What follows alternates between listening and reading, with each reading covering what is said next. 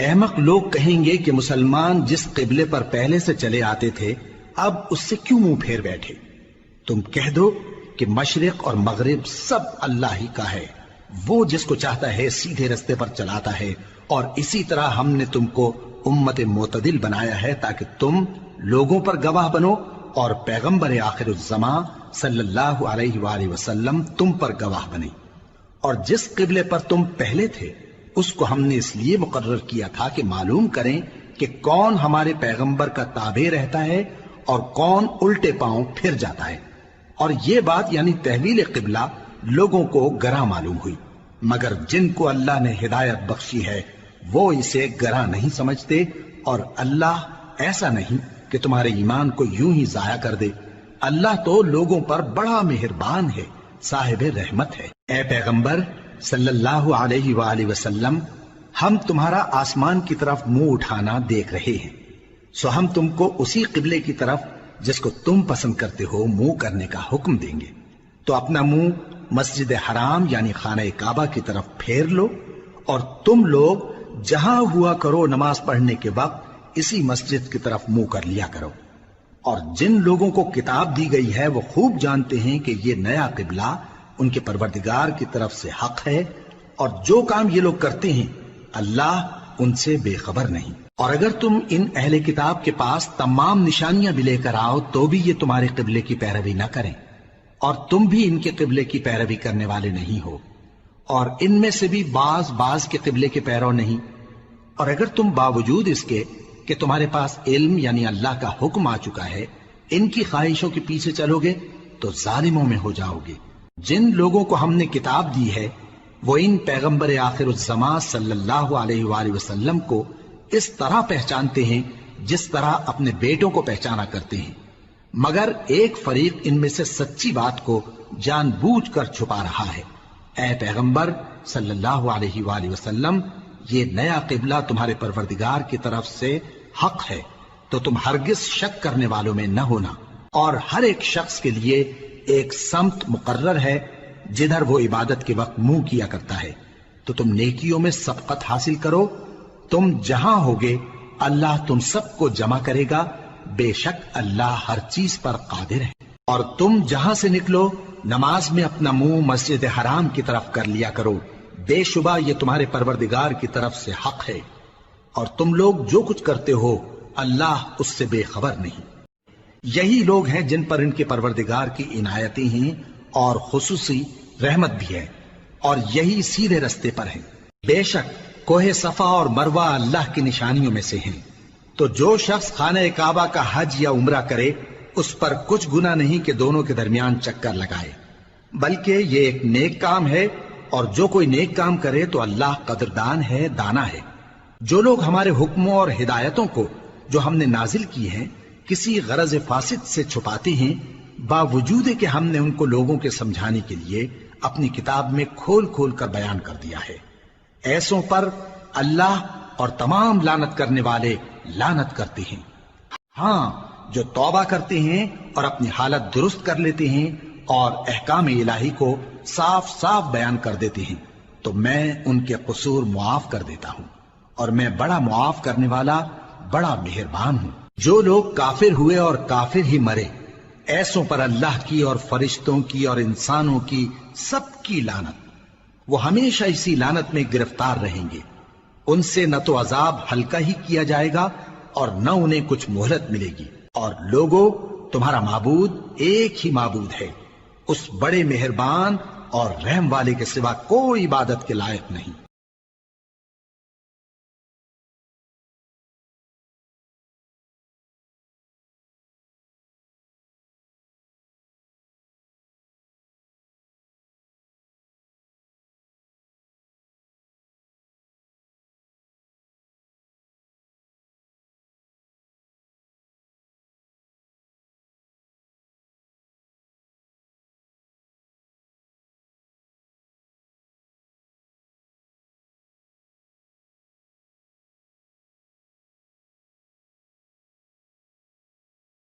بے شک آسمانوں اور زمین کے پیدا کرنے میں اور رات اور دن کے ایک دوسرے کے پیچھے آنے جانے میں اور کشتیوں اور جہازوں میں جو سمندر میں لوگوں کے فائدے کے لیے رواں ہیں، اور میں جس کو اللہ آسمان سے برساتا اور اس سے زمین کو اس کے مردہ ہو جانے کے بعد زندہ یعنی خشک ہو جانے کے بعد سرسبز کر دیتا ہے، اور زمین پر ہر قسم کے جانور پھیلانے میں اور ہواؤں کے چلانے میں اور بادلوں میں جو آسمان اور زمین کے درمیان گھرے رہتے ہیں، عقل مندوں کے لیے اللہ کی قدرت کی نشانیاں ہیں۔ اور بعض لوگ ایسے ہیں جو غیر اللہ کو اللہ کا شریک بناتے اور ان سے اللہ کی سی محبت کرتے ہیں،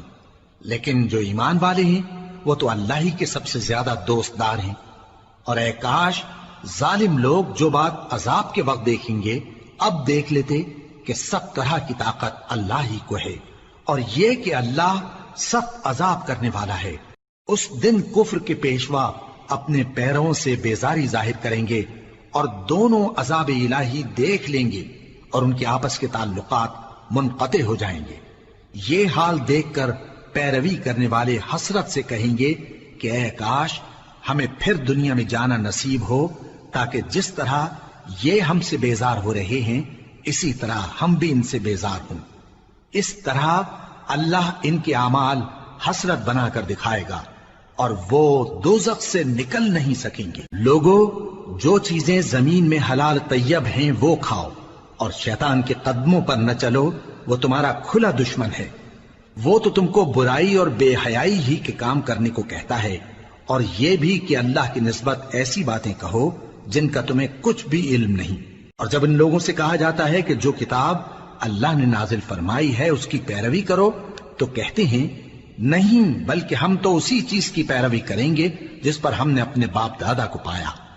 بھلا اگرچہ ان کے باپ دادا نہ کچھ سمجھتے ہوں اور نہ سیدھے رستے پر ہوں،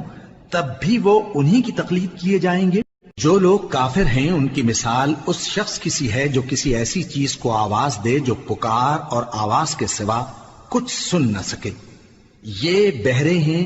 گونگے ہیں، اندھے ہیں کہ کچھ سمجھ ہی نہیں سکتے۔ اے اہل ایمان، جو پاکیزہ چیزیں ہم نے تم کو عطا فرمائی ہیں ان کو کھاؤ، اور اگر اللہ ہی کے بندے ہو تو اس کی نعمتوں کا شکر بھی ادا کرو۔ اس نے تو تم پر بس مرا ہوا جانور اور لہو اور سور کا گوشت اور جس چیز پر اللہ کے سوا کسی اور کا نام پکارا جائے حرام کر دیا ہے۔ ہاں، جو مجبور ہو جائے بشرطے کہ اللہ کی نافرمانی نہ کرے اور حد ضرورت سے باہر نہ نکل جائے، اس پر کچھ گناہ نہیں۔ بے شک اللہ بخشنے والا ہے، رحم کرنے والا ہے۔ جو لوگ اللہ کی کتاب سے ان آیتوں اور ہدایتوں کو جو اس نے نازل فرمائی ہیں چھپاتے اور ان کے بدلے تھوڑی سی قیمت یعنی دنیاوی منفعت حاصل کرتے ہیں، وہ اپنے پیٹوں میں محض آگ بھرتے ہیں۔ ایسے لوگوں سے اللہ قیامت کے دن نہ کلام کرے گا اور نہ ان کو گناہوں سے پاک کرے گا، اور ان کے لیے دکھ دینے والا عذاب ہے۔ یہ وہ لوگ ہیں جنہوں نے ہدایت چھوڑ کر گمراہی اور بخشش چھوڑ کر عذاب خرید لیا۔ یہ آتش جہنم کی کیسی برداشت کرنے والے ہیں۔ یہ اس لیے کہ اللہ نے کتاب سچائی کے ساتھ نازل فرمائی، اور جن لوگوں نے اس کتاب میں اختلاف کیا وہ ضد میں آ کر نیکی سے دور ہو گئے ہیں۔ نیکی یہی نہیں کہ تم مشرق و مغرب کو قبلہ سمجھ کر ان کی طرف منہ کر لو، بلکہ نیکی یہ ہے کہ لوگ اللہ پر اور روز آخر پر اور فرشتوں پر اور اللہ کی کتاب پر اور پیغمبروں پر ایمان لائیں،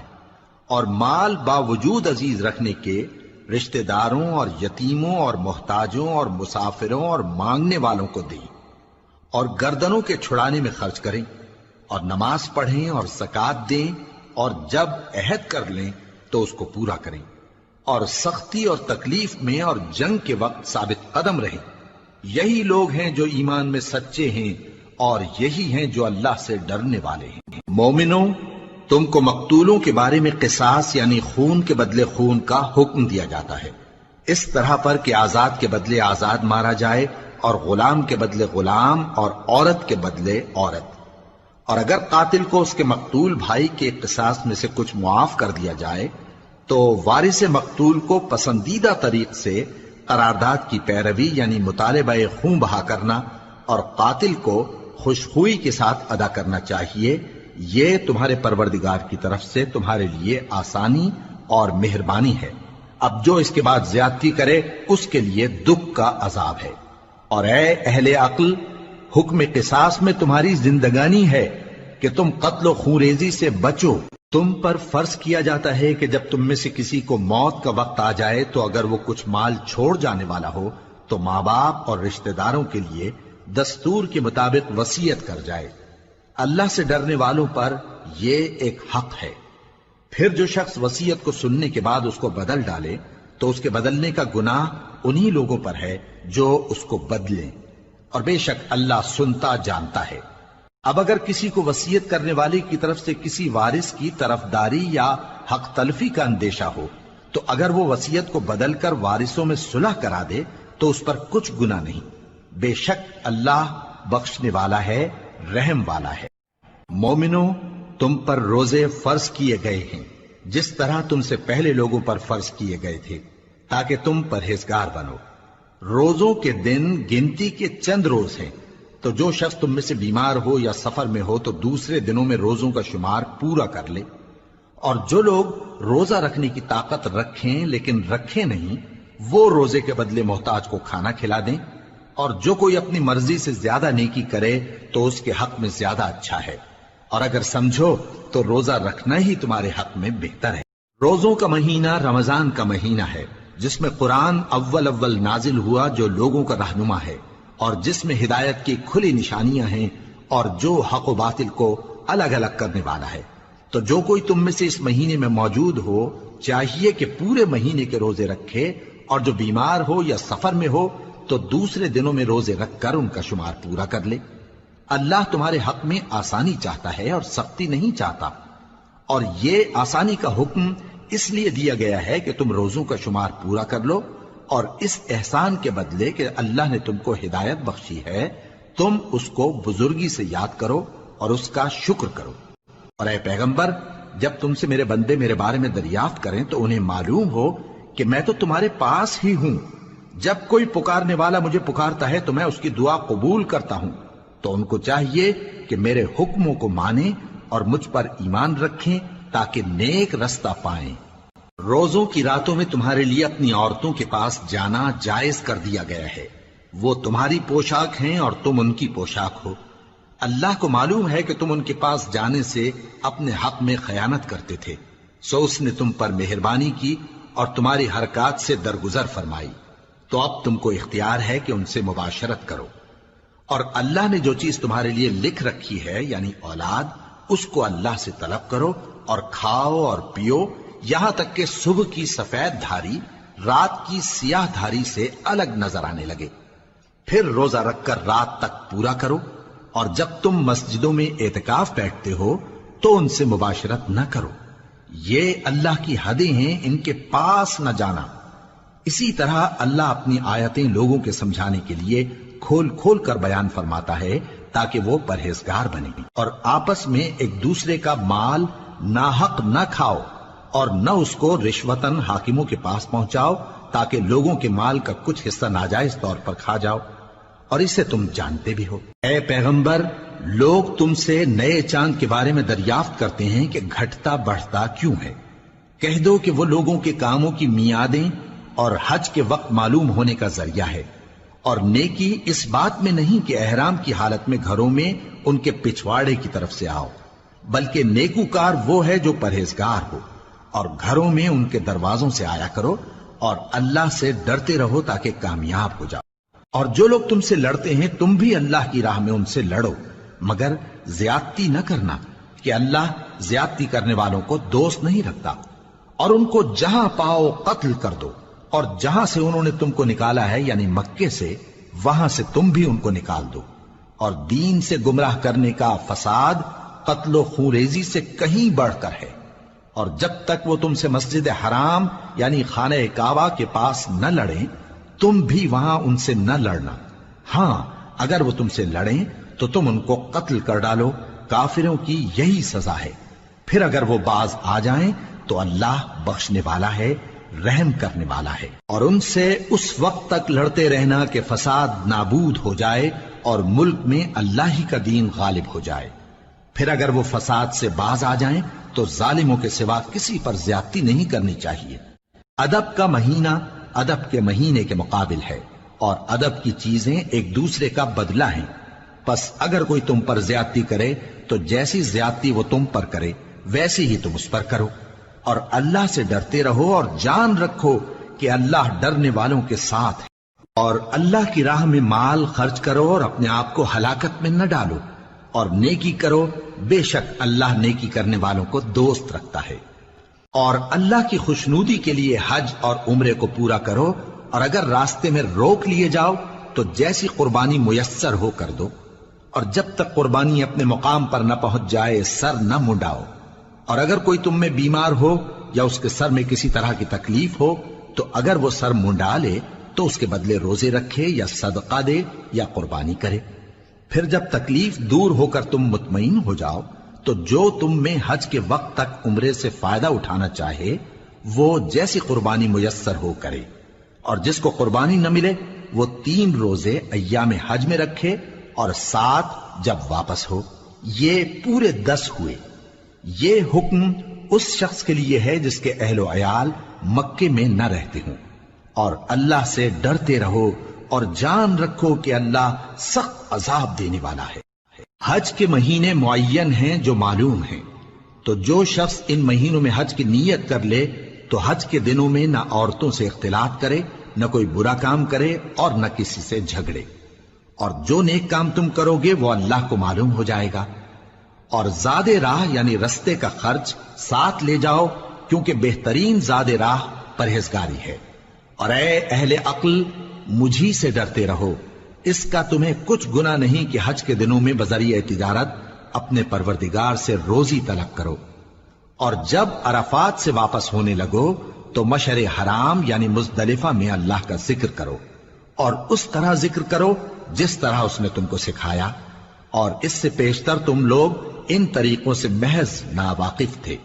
پھر جہاں سے اور لوگ واپس ہوں وہیں سے تم بھی واپس ہو، اور اللہ سے بخشش مانگو،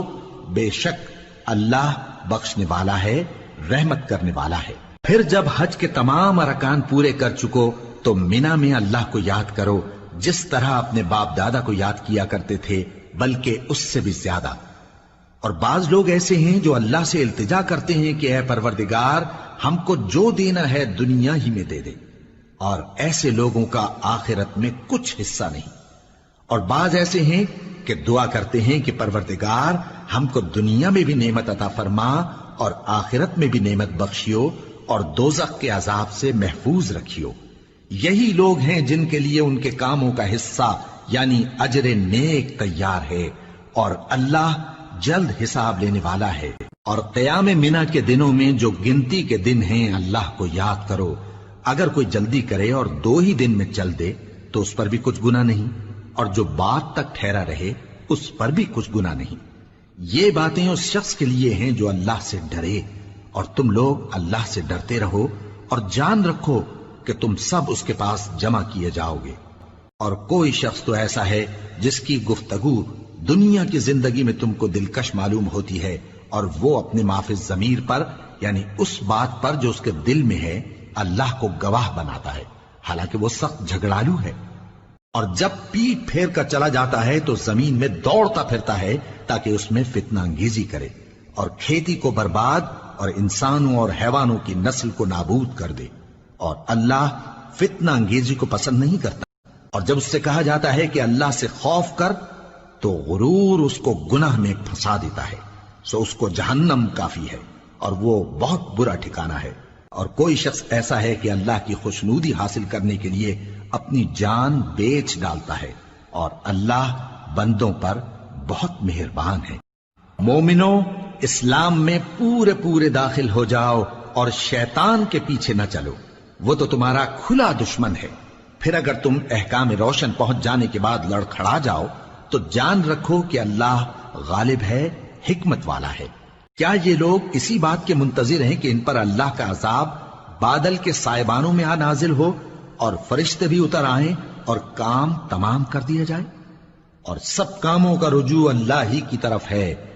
اے پیغمبر، بنی اسرائیل سے پوچھو کہ ہم نے ان کو کتنی کھلی نشانیاں دیں، اور جو شخص اللہ کی نعمت کو اپنے پاس آنے کے بعد بدل دے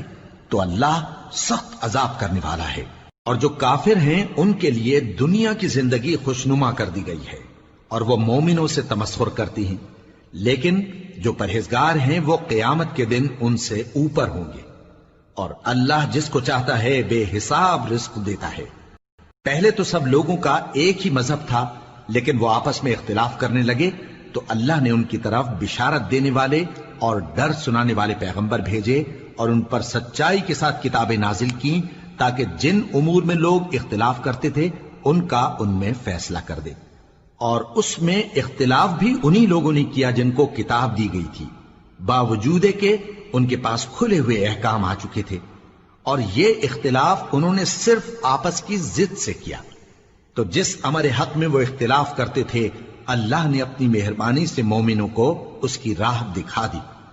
اور اللہ جس کو چاہتا ہے سیدھا رستہ دکھا دیتا ہے۔ کیا تم یہ خیال کرتے ہو کہ یوں ہی بہشت میں داخل ہو جاؤ گے، اور ابھی تم کو پہلے لوگوں کی سی مشکلیں تو پیش آئی ہی نہیں؟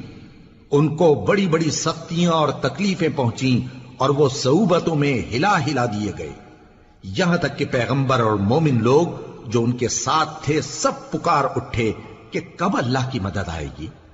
دیکھو اللہ کی مدد ان قریب آیا چاہتی ہے۔ اے نبی، لوگ تم سے پوچھتے ہیں کہ اللہ کی راہ میں کس طرح کا مال خرچ کریں۔ کہہ دو کہ جو چاہو خرچ کرو، لیکن جو مال خرچ کرنا چاہو وہ درجہ بدرجہ اہل استحقاق یعنی ماں باپ کو اور قریب کے رشتہ داروں کو اور یتیموں کو اور محتاجوں کو اور مسافروں کو سب کو دو۔ اور مسلمانوں، تم پر اللہ کے رستے میں لڑنا فرض کر دیا گیا ہے، اور وہ تمہیں ناگوار تو ہوگا،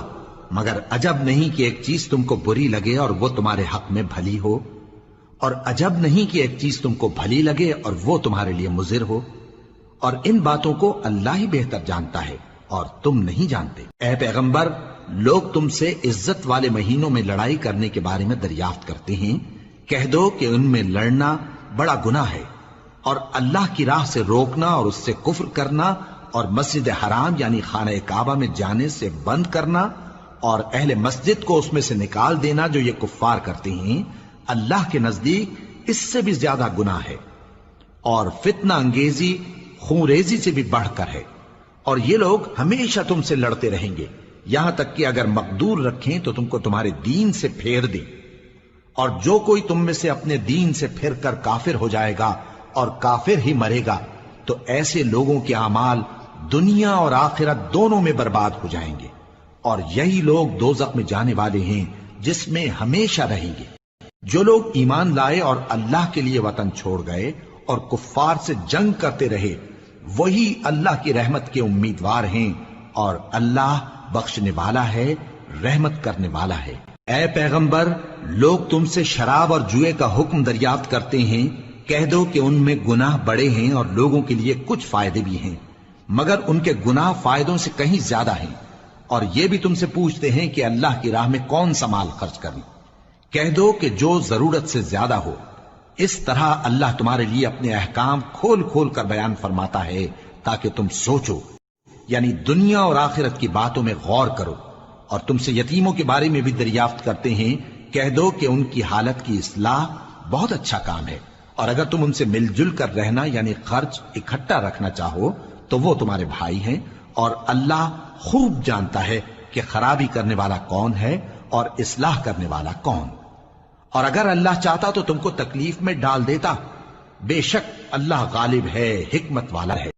اور مومنوں، مشرک عورتوں سے جب تک وہ ایمان نہ لائیں نکاح نہ کرنا، کیونکہ مشرک عورت خواہ تم کو کیسی ہی بھلی لگے اس سے مومن لونڈی بہتر ہے،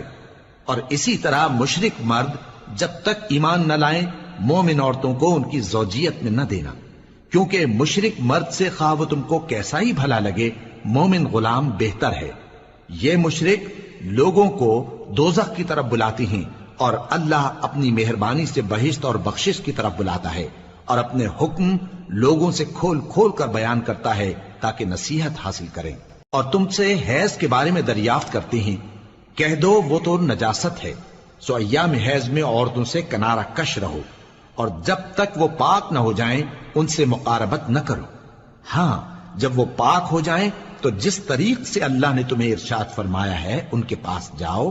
کچھ شک نہیں کہ اللہ توبہ کرنے والوں اور پاک صاف رہنے والوں کو دوست رکھتا ہے۔ تمہاری عورتیں تمہاری کھیتی ہیں، تو اپنی کھیتی میں جس طرح چاہو جاؤ،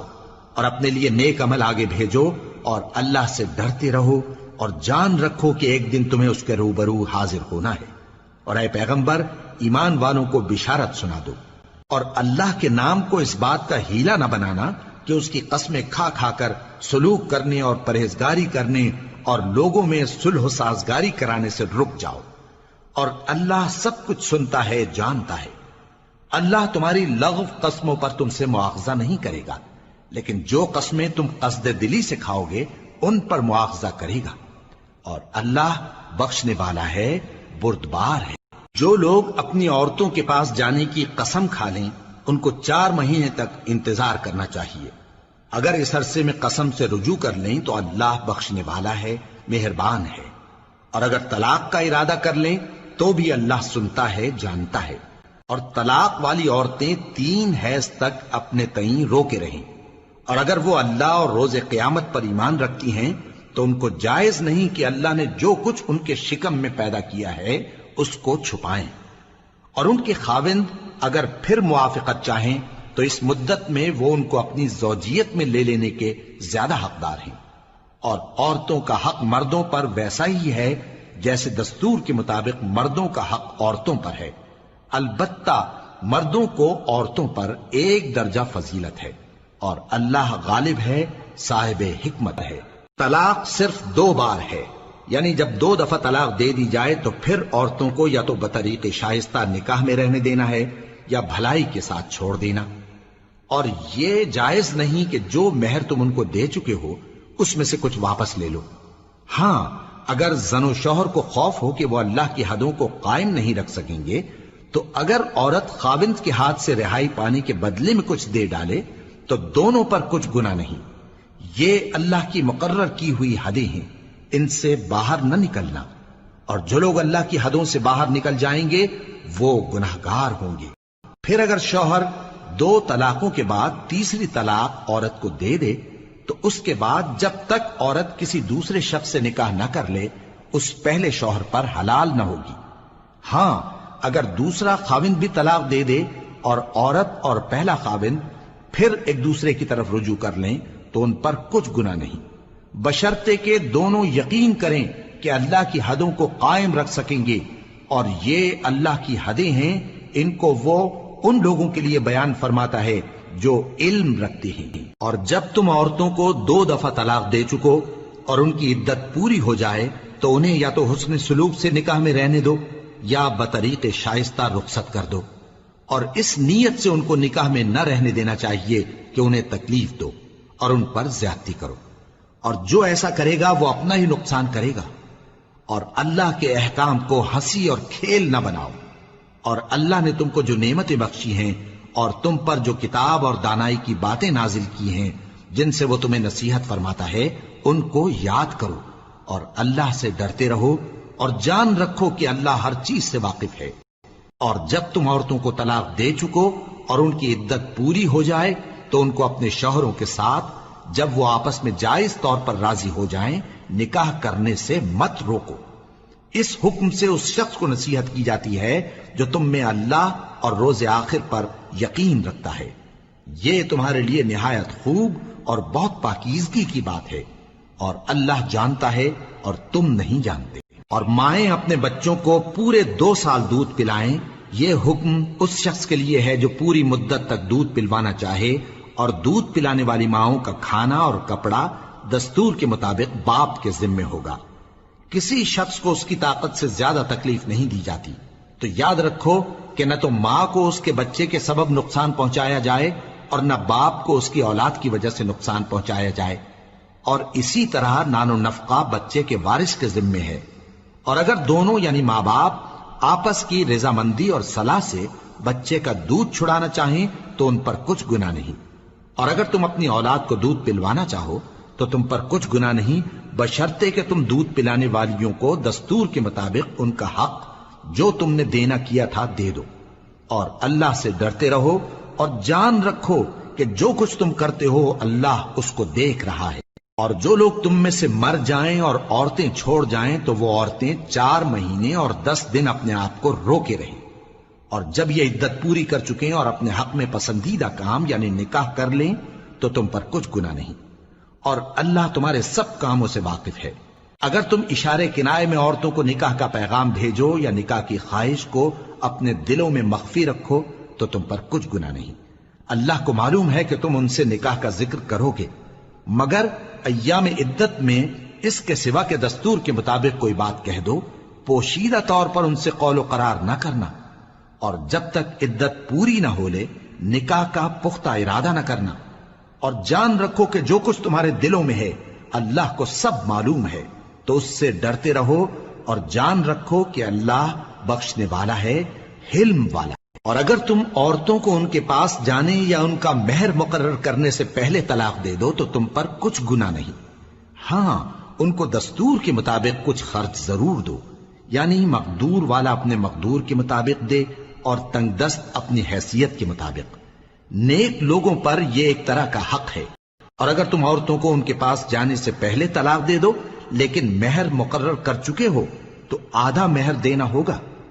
ہاں اگر عورتیں مہر بخش دیں یا مرد جن کے ہاتھ میں عقد نکاح ہے اپنا حق چھوڑ دیں اور پورا مہر دے دیں تو ان کو اختیار ہے۔ اور اگر تم مرد لوگ ہی اپنا حق چھوڑ دو تو یہ پرہیزگاری کی بات ہے، اور آپس میں بھلائی کرنے کو فراموش نہ کرنا۔ کچھ شک نہیں کہ اللہ تمہارے سب کاموں کو دیکھ رہا ہے۔ مسلمانوں، سب نمازیں خصوصاً بیچ کی نماز یعنی نماز عصر پورے اہتمام کے ساتھ ادا کرتے رہو اور اللہ کے آگے ادب سے کھڑے رہا کرو۔ پھر اگر تم خوف کی حالت میں ہو تو پیادے یا سوار جس حال میں ہو نماز پڑھ لو۔ پھر جب امن و اطمینان ہو جائے تو جس طریق سے اللہ نے تم کو سکھایا ہے جو تم پہلے نہیں جانتے تھے اللہ کو یاد کرو۔ اور جو لوگ تم میں سے مر جائیں اور عورتیں چھوڑ جائیں وہ اپنی عورتوں کے حق میں وصیت کر جائیں کہ ان کو 1 سال تک خرچ دیا جائے اور گھر سے نہ نکالی جائیں۔ ہاں اگر وہ خود گھر سے چلی جائیں اور اپنے حق میں پسندیدہ کام یعنی نکاح کر لیں تو تم پر کچھ گناہ نہیں، اور اللہ زبردست ہے، حکمت والا ہے۔ اور مطلقہ عورتوں کو بھی دستور کے مطابق نان و نفقہ دینا چاہیے، پرہیزگاروں پر یہ بھی حق ہے۔ اسی طرح اللہ اپنے احکام تمہارے لیے بیان فرماتا ہے تاکہ تم سمجھو۔ بھلا تم نے ان لوگوں کو نہیں دیکھا جو شمار میں ہزاروں ہی تھے اور موت کے ڈر سے اپنے گھروں سے نکل بھاگے تھے، تو اللہ نے ان کو حکم دیا کہ مر جاؤ، پھر ان کو زندہ بھی کر دیا۔ کچھ شک نہیں کہ اللہ لوگوں پر مہربانی رکھتا ہے، لیکن اکثر لوگ شکر نہیں کرتے۔ اور مسلمانوں، اللہ کی راہ میں جہاد کرو اور جان رکھو کہ اللہ سب کچھ سنتا ہے، سب کچھ جانتا ہے۔ کون ہے کہ اللہ کو قرض حسنہ دے کہ وہ اس کے بدلے اس کو کئی گنا زیادہ دے گا، اور اللہ ہی روزی کو تنگ کرتا اور وہی اسے کشادہ کرتا ہے، اور تم اسی کی طرف لوٹ کر جاؤ گے۔ بھلا تم نے بنی اسرائیل کی ایک جماعت کو نہیں دیکھا جس نے موسیٰ کے بعد اپنے پیغمبر سے کہا کہ آپ ہمارے لیے ایک بادشاہ مقرر کر دیں تاکہ ہم اللہ کی راہ میں جہاد کریں؟ پیغمبر نے کہا کہ اگر تم کو جہاد کا حکم دیا جائے تو ایسا تو نہیں کہ لڑنے سے پہلو تہی کرو۔ وہ کہنے لگے کہ ہم اللہ کی راہ میں کیوں نہ لڑیں گے جبکہ ہم وطن سے خارج اور بال بچوں سے جدا کر دیے گئے۔ پھر جب ان کو جہاد کا حکم دیا گیا تو چند اشخاص کے سوا سب پھر گئے، اور اللہ ظالموں سے خوب واقف ہے۔ اور پیغمبر نے ان سے یہ بھی کہا کہ اللہ نے تم پر طالوت کو بادشاہ مقرر فرمایا ہے۔ وہ بولے کہ اسے ہم پر بادشاہی کا حق کیوں کر ہو سکتا ہے؟ اس سے بڑھ کر بادشاہی کے مستحق تو ہم ہیں، اور اس کے پاس تو بہت سی دولت بھی نہیں۔ پیغمبر نے کہا کہ اللہ نے اس کو تم پر فضیلت دی ہے اور بادشاہی کے لیے منتخب فرمایا ہے۔ اس نے اسے علم بھی بہت سا بخشا ہے اور تن و توش بھی بڑا عطا کیا ہے، اور اللہ کو اختیار ہے جسے چاہے بادشاہی بخشے، وہ بڑا کشائش والا ہے، دانا ہے۔ اور پیغمبر نے ان سے کہا کہ ان کی یعنی طالوت کی بادشاہی کی نشانی یہ ہے کہ تمہارے پاس وہ صندوق آئے گا جس کو فرشتے اٹھائے ہوئے ہوں گے، اس میں تمہارے پروردگار کی طرف سے تسلی بخشنے والی چیز ہوگی اور کچھ اور چیزیں بھی ہوں گی جو موسیٰ اور ہارون چھوڑ گئے تھے۔ اگر تم ایمان رکھتے ہو تو یہ تمہارے لیے ایک بڑی نشانی ہے۔ غرض جب طالوت فوجیں لے کر روانہ ہوا تو اس نے ان سے کہا کہ اللہ ایک نہر سے تمہاری آزمائش کرنے والا ہے، جو شخص اس میں سے پانی پی لے گا اس کی نسبت تصور کیا جائے گا کہ وہ میرا نہیں، اور جو نہ پیے گا وہ سمجھا جائے گا کہ میرا ہے۔ ہاں اگر کوئی ہاتھ سے چلو بھر پانی لے لے تو خیر۔ جب وہ لوگ نہر پر پہنچے تو چند آدمیوں کے سوا سب نے پانی پی لیا۔ پھر جب طالوت اور مومن لوگ جو اس کے ساتھ تھے نہر کے پار ہو گئے تو کہنے لگے کہ آج ہم میں جالوت اور اس کے لشکر سے مقابلہ کرنے کی طاقت نہیں۔ جو لوگ یقین رکھتے تھے کہ ان کو اللہ کے روبرو حاضر ہونا ہے، وہ کہنے لگے کہ بسا اوقات تھوڑی سی جماعت نے اللہ کے حکم سے بڑی جماعت پر فتح حاصل کی ہے، اور اللہ ثابت قدم رہنے والوں کے ساتھ ہے۔ اور جب وہ لوگ جالوت اور اس کے لشکر کے مقابل میں آئے تو اللہ سے دعا کی کہ اے پروردگار، ہم پر صبر کے دہانے کھول دے اور ہمیں لڑائی میں ثابت قدم رکھ اور لشکر کفار پر فتح یاب کر۔ تو طالوت کی فوج نے اللہ کے حکم سے ان کو شکست دے دی، اور داؤد نے جالوت کو قتل کر ڈالا، اور اللہ نے ان کو بادشاہی اور دانائی بخشی اور جو کچھ چاہا سکھایا۔ اور اگر اللہ لوگوں کو ایک دوسرے پر چڑھائی اور حملہ کرنے سے نہ ہٹاتا رہتا تو کرۂ ارض تباہ ہو جاتا، لیکن اللہ اہل عالم پر بڑا مہربان ہے۔ یہ اللہ کی آیتیں ہیں جو ہم تم کو سچائی کے ساتھ پڑھ کر سناتے ہیں، اور اے محمد صلی اللہ علیہ وآلہ وسلم، تم بلا شبہ پیغمبروں میں سے ہو۔